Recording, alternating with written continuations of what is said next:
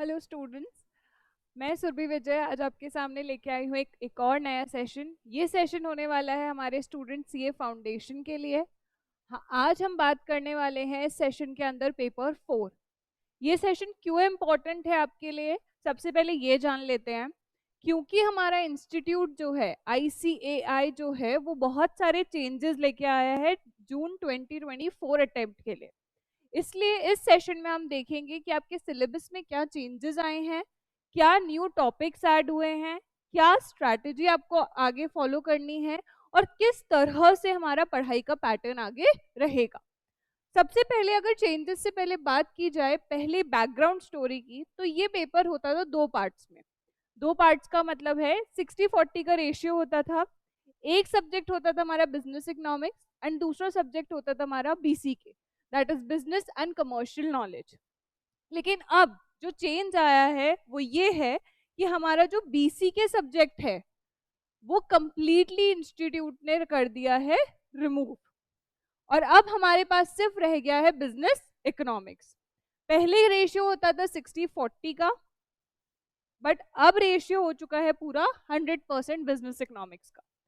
किस तरह से पेपर का पैटर्न रहेगा, क्या क्वेश्चंस आते हैं, क्या स्ट्रैटेजी आपको फॉलो करना है, ये हम आगे के सेशन में जानने वाले हैं। उससे पहले समझते हैं पेपर आता कैसे है, कि कितने मार्क्स का आता है, क्या नेगेटिव मार्किंग है या नहीं है, कौन से टॉपिक्स यहाँ पे कवर किए जाएंगे। क्योंकि ये वाला जो अटेम्प्ट है 2 तरह का बच्चा देता है। एक वो बच्चा जो पहली बार एनरोल हुआ है जून 24 अटेम्प्ट के लिए, और एक वो बच्चा जिसने ऑलरेडी दिसंबर 23 दिया हुआ है बट वो री अटेम्प्ट करेगा। दोनों ही कैटेगरी ऑफ स्टूडेंट्स के लिए क्या ये वीडियो इंपॉर्टेंट है? यस, बिल्कुल इंपॉर्टेंट है। क्योंकि जो बच्चा दिसंबर 23 दे चुका है उस बच्चे को भी अब न्यू पैटर्न में ही पढ़ना पड़ेगा। इस पेपर की बात की जाए बिजनेस इकोनॉमिक्स, ये पेपर होगा टोटल 100 मार्क्स का। 100 मार्क्स का आपको पेपर मिलेगा। फिर बात की जाए क्या मैम ये पेपर सब्जेक्टिव होगा क्या ऑब्जेक्टिव होगा, ये पेपर होगा हमारा ऑब्जेक्टिव टाइप। कंप्लीट बेसिकली ये जो पेपर होता है वो कंप्लीटली बेस्ड होता है ऑब्जेक्टिव टाइप पे। दैट मीन्स आपको MCQ दिए जाएंगे। MCQs में आपके पास 4 ऑप्शन होंगे और आपको सबसे मोस्ट अप्रोप्रिएट ऑप्शन चूज करना होगा। ऑब्जेक्टिव टाइप पेपर है तो क्या मैम नेगेटिव मार्किंग होगी या नहीं होगी? डेफिनेटली नेगेटिव मार्किंग यहाँ पे है, और यहाँ पे नेगेटिव मार्किंग है आपका 1/4 मार्क्स की। दैट मीन्स एक क्वेश्चन गलत होता है तो 1 मार्क्स तो जाएगा ही जाएगा, 0.25 भी एडिशनली जाएगा। अगर हम बात कर रहे हैं कि मैम ये पेपर इतना इंपॉर्टेंट क्यों है, क्योंकि है तो पेपर ये ऑब्जेक्टिव टाइप, तो क्या इस पेपर में ज्यादा मार्क्स लाना पॉसिबल है और क्या ये पेपर हमारे एग्रीगेट को बढ़ा सकता है? तो सबसे की पॉइंटर जो बच्चों को ध्यान रखना चाहिए इस पेपर के रिगार्डिंग वो है कि ये पेपर आपका एग्रीगेट स्कोर बढ़ाने में बहुत ज्यादा हेल्प करेगा। मोस्टली बच्चे जो सब्जेक्टिव पेपर्स होते हैं उसमें इतना हाई स्कोर नहीं ला पाते, तो उस वजह से उनका एग्रीगेटिव स्कोर कहीं ना कहीं कम रह जाता है, और वो स्कोर बढ़ाने में जो हेल्प करने वाला है वो आपका पेपर नंबर 4 है। तो क्या हम इस पेपर को फॉर ग्रांटेड ले सकते हैं? द आंसर इज नो, क्योंकि ये पेपर ऑब्जेक्टिव टाइप है, इजी है। लेवल कैसा होगा MCQs का, जो रेफरेंस कौन सा लेना है, ये सारी डिस्कशंस आज होने वाली है। अब पहले आगे बढ़ते हैं। आपको इतना समझ आ गया है कि ये पेपर 100 मार्क्स का होगा, ऑब्जेक्टिव टाइप होगा और इसमें नेगेटिव मार्किंग भी रहेगी।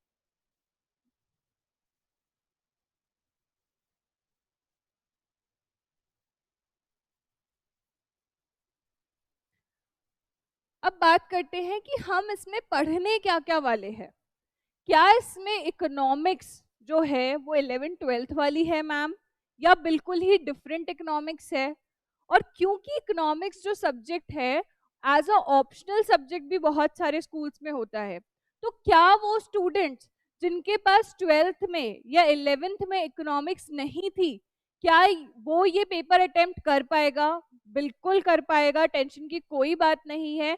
सारे रिसोर्सेज आपको प्रोवाइड किए जाएंगे, चाहे वो नोट्स हो, चाहे डीपीपीज हो, that is daily practice sheets हो, चाहे मॉक टेस्ट पेपर हो, ये सारा मटेरियल जो आपको इंस्टीट्यूट प्रोवाइड कर रहा है, आपको कंप्लीटली वही पैटर्न फॉलो करना है और डेफिनेटली आप इस पेपर में बहुत अच्छा स्कोर कर पाएंगे, नो मैटर व्हाट आपके पास इकोनॉमिक्स एज अ सब्जेक्ट रहा है या नहीं रहा है। आगे की तरफ बढ़ते हैं। इस पेपर में अगर बात की जाए, टोटल 10 चैप्टर्स आपको मिलेंगे। 10 चैप्टर्स में जो इकोनॉमिक्स के 2 पार्ट्स आपको यहाँ मिलेंगे, माइक्रो प्लस मैक्रो। अब वो बच्चा जिसने दिसंबर 23 अटेम्प्ट दिया हुआ है, वो ऑलरेडी माइक्रो वाले पार्ट से अवेयर है, क्योंकि ये माइक्रो वाले चैप्टर्स वही हैं जो पिछली बार भी थे। तो मैम फिर चेंज क्या आया है? चेंज आया है इस वाले पोर्शन में। ये वाला पोर्शन अभी न्यूली ऐड हुआ है, दैट इज मैक्रो इकोनॉमिक्स का पोर्शन। ये पोर्शन रिसेंटली इंस्टीट्यूट ने ऐड किया है। अगर बात की जाए 1 से लेकर चैप्टर नंबर 5 तक, तो आपके जो चैप्टर्स हैं वो रिलेटेड है माइक्रो इकोनॉमिक्स से। अगर इससे आगे बढ़ते हैं, चैप्टर नंबर 6 से लेकर 9 तक बात की जाए, तो वो रिलेटेड है हमारे मैक्रो इकोनॉमिक्स से। तो मैम आप तो 10 चैप्टर्स बोल रहे थे, फिर एक चैप्टर का क्या हुआ? तो बच्चे जो लास्ट का चैप्टर है वो रिलेटेड है अपना इंडियन इकोनॉमी से। इसमें आप इंडियन इकोनॉमी के बारे में पढ़ेंगे। इंडियन इकोनॉमी प्रायर 1990s की पॉलिसीज जब आई थी, न्यू इकोनॉमिक पॉलिसीज आई थी, उससे पहले क्या इंडियन इकोनॉमी का सिचुएशन था, उसके बारे में आप पढ़ने वाले हो। अगर मैं आपको चैप्टर के नेम बताऊं स्पेसिफिकली, तो एक बार वो गो थ्रू कर लेते हैं। ये 5 चैप्टर जो कि आपके माइक्रो से रिलेटेड है, और ये 4 चैप्टर जो कि आपके मैक्रो से रिलेटेड है। ये पांचों चैप्टर में सब यूनिट्स हैं, अलग अलग यूनिट्स मिलेंगी आपको। इन ऑल आपको 100 नंबर के लिए 10 चैप्टर्स पढ़ने हैं, और ये 10 चैप्टर इतने इजीली आपको कवर करवाए जाएंगे जो आप इमेजिन भी नहीं कर सकते। चाहे वो नोट्स की बात हो जाए, चाहे डीपीपीस की बात हो जाए, कोई भी रिसोर्स आपको प्रोवाइड किया जा रहा है तो उसका रेफरेंस हमारा मॉड्यूल ही रहेगा। मूविंग अहेड, जो लास्ट चैप्टर है वो हमारा है इंडियन इकोनॉमी से, जो कि कंप्लीटली मैंने आपको बताया पॉलिसीज के बारे में बात करेगा, न्यू इकोनॉमिक पॉलिसीज कैसी आई हैं उसके बारे में बात करेगा। पहले प्रायर इंडिपेंडेंस क्या एरा था, आफ्टर इंडिपेंडेंस क्या एरा रहा, उसकी बात करेगा। चैप्टर नंबर 1 में आप पढ़ रहे हो nature and scope of business economics, जो बहुत ही बेसिक डेफिनेशंस होंगी यहाँ पे, बहुत ही बेसिक कॉन्सेप्ट्स हैं कि आखिरकार क्यों बिजनेस इकोनॉमिक्स पढ़ाया जा रहा है। Moving ahead, demand and supply के कॉन्सेप्ट्स आप पढ़ोगे, प्रोडक्शन एंड कॉस्ट का कॉन्सेप्ट आप पढ़ोगे। रही बात डिफरेंट मार्केट्स में प्राइस डिटर्मिनेशन कैसे होता है, वो आप पढ़ेंगे। आगे रही बिजनेस साइकिल्स और मैक्रो के कुछ टॉपिक्स और इंडियन इकोनॉमिक्स। अब कुछ बच्चा रहता है बहुत सारे बच्चों के दिमाग में, मैम ये वाले जो चैप्टर्स हैं और जो मैक्रो का पार्ट है, हमारे पास तो इकोनॉमिक्स थी 12th में, तो क्या हमें फिर भी ये पेपर पढ़ने की जरूरत है? तो डेफिनेटली पढ़ने की जरूरत तो हर बच्चे को है, चाहे आपके पास इकोनॉमिक्स रही हो चाहे इकोनॉमिक्स ना रही हो। रीजन बीइंग क्योंकि 11th और 12th में हमारा अप्रोच होता था डिस्क्रिप्टिव आंसर्स लिखने का। कोई भी टॉपिक पढ़ाया गया, हमने एज इट इज लैंग्वेज को रट लिया, याद कर लिया और एज इट इज लिख के आ गए। बट क्योंकि आप एक ऐसे प्रोफेशनल कोर्स पे हो जहां पे ये क्रैमिंग वाला सिस्टम आप फॉलो नहीं कर सकते। रीजन बीइंग फर्स्ट, क्योंकि यहाँ पे पेपर ऑब्जेक्टिव टाइप है। क्योंकि पेपर ऑब्जेक्टिव है तो आपकी जो अप्रोच होनी चाहिए पढ़ाई के टुवर्ड, वो क्रैम करने की या रटने की नहीं होनी चाहिए। आपकी अप्रोच हमेशा हमेशा कंसेप्चुअल लर्निंग के टुवर्ड्स रहनी चाहिए। क्या मैम ये अप्रोच फॉलो की जाएगी क्लासेस में? डेफिनेटली हर एक सेशन जो मैं आपका लूंगी इस चैप्टर के रिगार्डिंग, या XYZ कोई भी चैप्टर हो गया इस सब्जेक्ट में, उस हर सेशन में आपका कॉन्सेप्चुअल लर्निंग पे फोकस रखेंगे हम। साथ के साथ किस तरह से टॉपिक को एनालाइज करना है, दैट्स वेरी इंपॉर्टेंट। अगर हम समझ रहे हैं कोई भी टॉपिक लेकिन हमारा उसका एनालिसिस वीक है तो हम एमसीक्यू अटेम्प्ट नहीं कर सकते। तो मैम क्या आप ये एनालिसिस करना सिखाओगे? डेफिनेटली हम ये एनालिसिस भी कवर करने वाले हैं। इसी तरह हम आगे बढ़ते हैं कि हम इसको पढ़ने का पैटर्न क्या रखेंगे। जैसे मैंने आपको बताया कि हमारी लर्निंग हमेशा कॉन्सेप्चुअल बेस्ड होगी कि कॉन्सेप्ट क्या कह रहा है। अगर मैंने लॉ ऑफ डिमांड पढ़ा दिया तो सिर्फ वो स्टेटमेंट नहीं याद करना है, उस स्टेटमेंट का क्या एप्लीकेशन है आपको वो समझ आना चाहिए। साथ के साथ उसका क्या एनालिसिस रहेगा वो इम्पोर्टेंट है। एनालिसिस कर पाओगे खुद से तो आपको पता चल पाएगा कि हाँ हमें एमसीक्यू कैसे अटेम्प्ट करना है। क्योंकि यहाँ पे नेगेटिव मार्किंग है तो हम तुक्के नहीं मार सकते क्वेश्चंस में। पहले का जो सिलेबस था वहां पे जो चैप्टर्स थे वहां पे लर्निंग डेटा बहुत ज्यादा था। जैसे ही बीसीक्यू रिमूव हुआ है बहुत हद तक आपका जो लर्निंग डेटा है वो कम हो गया है।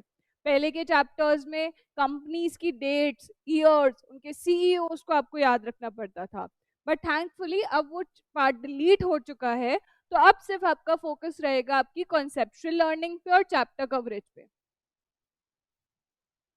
क्योंकि आप एनालिसिस कर पा रहे हो या कर पाओगे, रीजन बीइंग क्योंकि आप मेरा सेशन अटेंड करने वाले हो जो आगे हम सीरीज स्टार्ट करने वाले हैं चैप्टर बाय चैप्टर की।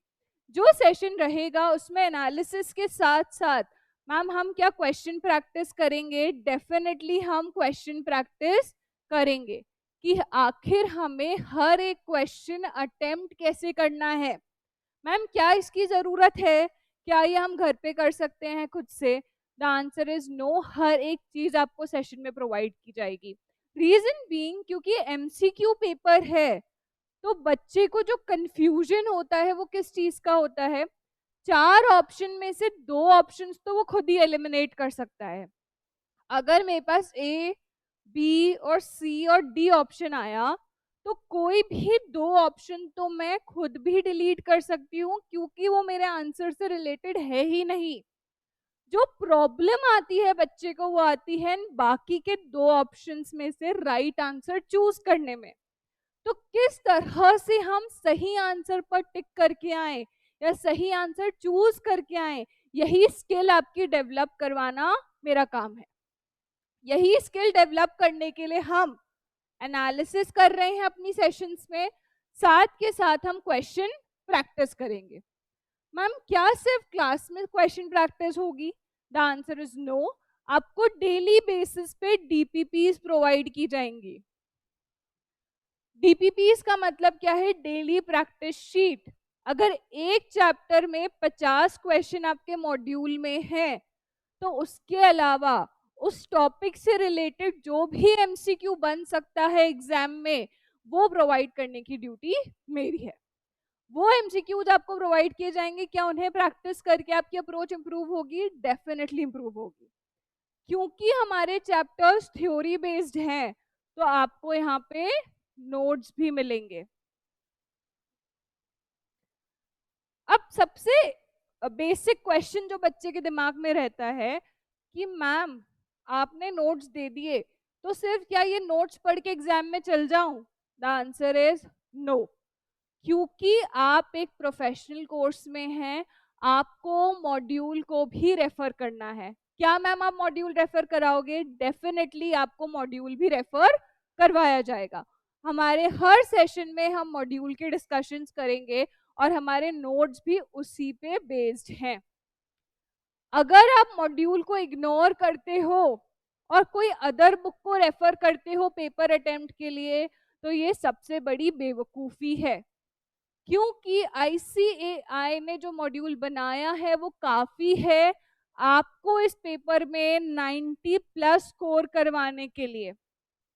Ma'am 90 plus? क्या इस पेपर में 90 प्लस मार्क्स आ सकते हैं? डेफिनेटली आ सकते हैं। लास्ट अटेम्प्ट के बहुत बच्चों के 90 प्लस स्कोर आया भी है। मैम ये 90 प्लस स्कोर आने का कुछ शॉर्टकट है या कोई तरीका है तो बता दीजिए। बच्चे सिंपल एक स्ट्रैटेजी हम फॉलो करने वाले हैं, वही स्ट्रैटेजी आपको फॉलो करनी है। आप डेफिनेटली अगर स्ट्रैटेजी को फॉलो करेंगे तो 90 प्लस स्कोर तो आएगा ही आएगा, ये पेपर तो क्लियर होगा ही होगा। साथ के साथ जो एग्रीगेट में बच्चा पीछे रह जाता है, उस एग्रीगेट को इम्प्रूव करने में भी मदद करेगा। अगर आगे बढ़े तो मैम ये आखिर 90 प्लस के लिए क्या करना पड़ेगा? कुछ शॉर्टकट है, कोई जादू मंत्र है, या क्या करना पड़ेगा? क्या मैजिक कर दोगे आपकी 90 प्लस ला दोगे 100 में से? तो बच्चे सिंपल हम एक फॉर्मेट फॉलो करके चलेंगे। सबसे पहले हम उस फॉर्मेट में चैप्टर को कवर करेंगे। सबसे पहला स्टेप होगा हमारा चैप्टर को कवर करना। चैप्टर को कवर करने के दो तरीके हैं। पहला, जो नोट्स आपको प्रोवाइड किए जाएंगे वो नोट्स आप पढ़ेंगे, वो मैं आपको हेल्प करूंगी किस तरह से उन्हें रीड करना है, क्या अपनी अप्रोच रखनी है। साथ के साथ आपको मैंडेटरी बेसिस पे रीड करना है मॉड्यूल को। मैम क्या ये जरूरी है क्या रीडिंग करना? डेफिनेटली। जो बच्चा मॉड्यूल रीड नहीं करता है, मोस्टली उसी बच्चे का स्कोर डाउन जाता है। रीजन बीइंग, क्यों मॉड्यूल रीड करना बहुत इंपॉर्टेंट है?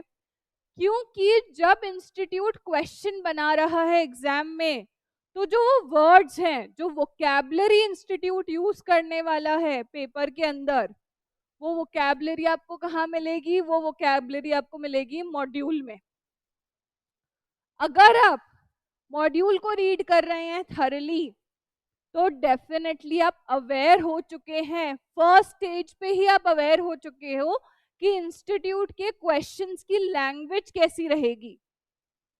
सेकंड स्टेप रहेगा हमारा मॉड्यूल के प्रोवाइडेड एमसीक्यूज, या मैं कहूंगी क्वेश्चंस को करना। जो मॉड्यूल में क्वेश्चंस हैं, वो हर एक each and every single question हम क्लास में डिस्कस करेंगे। वो क्वेश्चन का आंसर क्यों हुआ है, उसका रीजन क्या है, उस क्वेश्चन का एनालिसिस कैसे होगा, वो हम कवर करेंगे। थर्ड स्टेप रहेगा आपका डीपीपीज, जैसे मैंने आपको बताया डेली प्रैक्टिस शीट। सिर्फ क्लास में पढ़ने से 90 प्लस नहीं आएगा, जो क्लास में पढ़ा है उसका प्रैक्टिस भी घर पे जाके करेंगे, तो हम 90 प्लस टुवर्ड्स वाले पाथ पे आगे बढ़ेंगे। डीपीपीज आप करेंगे। डीपीपीज के साथ साथ जब आप चैप्टर कंप्लीशन के टुवर्ड्स बढ़ोगे, चैप्टर कंप्लीशन के टुवर्ड्स बढ़ने का मतलब है, अगर एक चैप्टर 4 टॉपिक में डिवाइडेड है, तो एक टॉपिक के खत्म होते ही आपको अपने एंड पे उसकी समरी नोट बनानी है। मैम आप नोट्स दे तो रहे हो, फिर क्यों समरी नोट्स बनाना है? क्योंकि आपको मैंने जैसे बताया कि हमारी अप्रोच कैसी रहेगी, कॉन्सेप्चुअल लर्निंग की रहेगी। हमारी अप्रोच कैसी रहेगी? कॉन्सेप्चुअल लर्निंग की। तो हमें कॉन्सेप्ट की क्लैरिटी हुई है या नहीं हुई है, अगर वो आप मेरे ही नोट्स उठा के पढ़ लोगे तब तो आपको क्लैरिटी है ही, बट जब तक आप खुद नहीं बनाओगे वो समरी नोट्स, आपको नहीं पता चलेगा कि आखिर किस टॉपिक में आप अटक रहे हो, कौन सा ऐसा टॉपिक है जो आपको वीक कर रहा है। इसीलिए हम हर चैप्टर का टॉपिक कंप्लीट होते ही अपने एंड पे समरी नोट्स बनाएंगे। अब समरी नोट्स को आप ऐसा कह सकते हो, उसमें कंक्लूजन्स होंगे कि आपने इस टॉपिक में क्या पढ़ा है। उस समरी नोट्स में की पॉइंटर्स होंगे जो उस टॉपिक से रिलेटेड आपने पढ़े हैं। की पॉइंटर्स के साथ साथ मैंने क्या कहा, कंक्लूजन्स होंगे। तो मैम ये करने से हो जाएगा? डेफिनेटली हो जाएगा, लेकिन फिफ्थ स्टेप जो कि सबसे इंपॉर्टेंट, टेस्ट सीरीज। जैसे कि मैंने आपको बताया कि ये फिफ्थ पॉइंट सबसे ज्यादा इंपॉर्टेंट है। रीजन बीइंग कि मैम ये चारों स्टेप फॉलो कर लिए तो चलेगा क्या, फिफ्थ पॉइंट छोड़ दें? ऐसा बिल्कुल नहीं चलेगा। क्योंकि बेटा अगर आपने ये चारों स्टेप फॉलो कर भी लिए लेकिन टेस्ट सीरीज नहीं अटेम्प्ट करी तो आपको ना तो अपनी प्रोग्रेस पता चलेगी और ना ही एग्जाम का माइंडसेट क्रिएट हो पाएगा। रीजन बीइंग, जब भी हम टेस्ट सीरीज अटेम्प्ट करते हैं प्रैक्टिस तो होती ही है, साथ के साथ उतने ही टाइम लिमिट में क्या हम पेपर पूरा कर पा रहे हैं ये हम पता लगा पाते हैं। हमारी एक्चुअली प्रोग्रेस कितनी हुई है जब हमने मल्टीपल एक साथ बहुत सारे टॉपिक्स पढ़े हैं और फिर टेस्ट अटेम्प्ट किया है, तो क्या वो अप्रोच हमारे माइंड में डेवलप हो पाई है कि हाँ मैं हर एक क्वेश्चन को एनालाइज कर पा रहा हूँ इंडिविजुअली टॉपिक से जो भी रिलेटेड है। इसीलिए टेस्ट सीरीज करवाना बहुत ज्यादा इंपॉर्टेंट है। अब टेस्ट सीरीज मैम कैसे रहेगा अपना पूरा टेस्ट सीरीज में हम 3 तरह के टेस्ट लेंगे बेटा। सबसे पहला अपना टेस्ट होगा चैप्टर वाइज, हम चैप्टर वाइज टेस्ट लेंगे। वो आपको चैप्टर की क्लैरिटी देगी, हर एक चैप्टर में आपने कौन कौन सा टॉपिक पढ़ा है आप थॉरली गो थ्रू कर पाओगे। फिर हम लेंगे आपका मॉक टेस्ट, मॉक टेस्ट का सीरीज होगा। मॉक टेस्ट सीरीज में जो आपने अभी तक पढ़ा है, जैसे 5 चैप्टर आपकी कंप्लीट हो चुके हैं तो 1 to 5 चैप्टर का एक मॉक टेस्ट सीरीज हो गया, 6 to 9 चैप्टर्स का एक मॉक टेस्ट सीरीज हो गया, या XYZ जो भी मल्टीपल चैप्टर्स आपने इंक्लूड किए हैं उनका मॉक टेस्ट सीरीज अपन करवाएंगे कंडक्ट। मॉक टेस्ट सीरीज के बाद हम करवाएंगे एक मेजर टेस्ट। ये मेजर टेस्ट जो रहेगा ये रहेगा आपका पूरा सिलेबस का।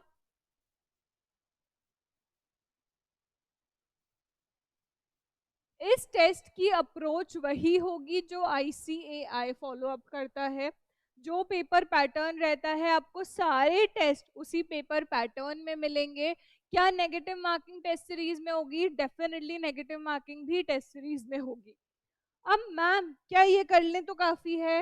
डेफिनेटली अगर ये 5 चीजें हम फॉलो अप कर रहे हैं तो हम मॉड्यूल डेफिनेटली कवर कर रहे हैं, हम मॉड्यूल के क्वेश्चंस कवर अप कर रहे हैं, हम DPPs कर रहे हैं, हम समरी नोट्स बना रहे हैं और हम टेस्ट सीरीज अटेम्प्ट कर रहे हैं। तो मैम वो पास्ट ईयर के पेपर्स का क्या? बेटा जो पास्ट ईयर के पेपर्स में जो क्वेश्चंस आए हैं वो सारे क्वेश्चंस आपको मिल जाएंगे। वो आपको DPPs में भी कहीं ना कहीं दिए जाएंगे, वो आपको टेस्ट में भी कहीं ना कहीं इंक्लूड किए जाएंगे। मैम जो बच्चा रीअटेम्प्ट दे रहा है दिसंबर 23 वाला, वो बच्चा क्या करे? उस बच्चे को भी टेस्ट सीरीज अटेम्प्ट करनी है। मैम पास्ट ईयर के पेपर्स का क्या करे? पास्ट ईयर के पेपर भी आप अटेम्प्ट करो। अगर आप लास्ट 5 साल के प्रीवियस ईयर क्वेश्चंस कर लेते हो तो क्या उससे एग्जाम क्लियर हो जाएगा? The answer is no. क्योंकि ये एग्जाम में आपका जो अप्रोच था पुराना था, कोर्स पुराना था। तो मैम फिर करे या नहीं करे? करना है, बट सिर्फ वही क्वेश्चन करने हैं जो आपके माइक्रो से रिलेटेड हैं। BC के वाले क्वेश्चंस नहीं करने हैं। पास्ट ईयर के पेपर हम कर रहे हैं, चैप्टर नोट्स हमारे पास हैं अच्छे खासे, समरी नोट्स हम अपने बेसिस पे बना रहे हैं, मॉड्यूल की रीडिंग हमने थॉरली की है, मॉड्यूल की वोकैब से हम अवेयर हैं, तो डेफिनेटली DPPs भी आप कर पा रहे हो इजीली, आप टेस्ट भी अटेम्प्ट कर पा रहे हो, तो कैसे किसी बच्चे के 90 प्लस नहीं आएंगे? बिल्कुल गारंटी है कि 90 प्लस आप इजीली ला सकते हो अगर आपका ये पाथ फॉलो अप रहा तो। सिर्फ हमें हमारी अप्रोच को ध्यान में रखना है, पढ़ने के तरीके को ध्यान में रखना है। जिस तरह से मैं आपको हर एक सेशन में चैप्टर को गो थ्रू करवाऊंगी, कॉन्सेप्ट समझाऊंगी, कॉन्सेप्चुअल लर्निंग हम करेंगे, एनालिसिस हम करेंगे, वही अप्रोच धीरे धीरे आपको अपनी बिल्ड करनी है। उस अप्रोच को फॉलो करते करते DPP टेस्ट सीरीज अटेम्प्ट करते करते हर बच्चा 90 प्लस ला सकता है इकोनॉमिक्स में, जो कि एग्रीगेट में तो हेल्प करेगा ही करेगा। साथ के साथ वो बच्चा जिसके पास इकोनॉमिक्स नहीं थी उस बच्चे को भी 1% भी दिक्कत नहीं होगी, क्योंकि कॉन्सेप्ट हम बिल्कुल बेसिक से पढ़ेंगे। सारे टॉपिक्स जो हम कवर कर रहे हैं, जो भी चैप्टर्स रहेंगे, आपको बेसिक्स भी पढ़ाए जाएंगे। जो भी आपका एग्जाम में आएगा वो थॉरली गो थ्रू करवाया जाएगा। आई बिलीव ये सेशन आपके लिए काफ़ी हेल्पफुल रहा होगा। आपको पता चला होगा कि किस तरीके से हम पढ़ने वाले हैं, क्या स्ट्रैटेजी हम फॉलो करने वाले हैं, क्या अप्रोच हमारी रहेगी टुवर्ड्स पेपर 4। और सिमिलरली अगर आपको बाकी डिटेल्स जाननी है और यही स्ट्रैटेजी, यही अप्रोच के साथ पढ़ना है, तो आप कनेक्ट कर सकते हैं इंडरसेट से, और इधर you can WhatsApp us on this number. हमारी टीम आपको रीच आउट करेगी सीए फाउंडेशन के प्रोग्राम डिटेल्स के साथ, जिसमें सिर्फ पेपर 4 ही नहीं, बाकी पेपर्स का भी डिटेल्स आपको बताया जाएगा। सारे ही पेपर्स को एक्सपर्ट फैकल्टीज आपको पढ़ाएंगी। So let's meet you in the next session with a new topic, with a new detailed video. Thank you.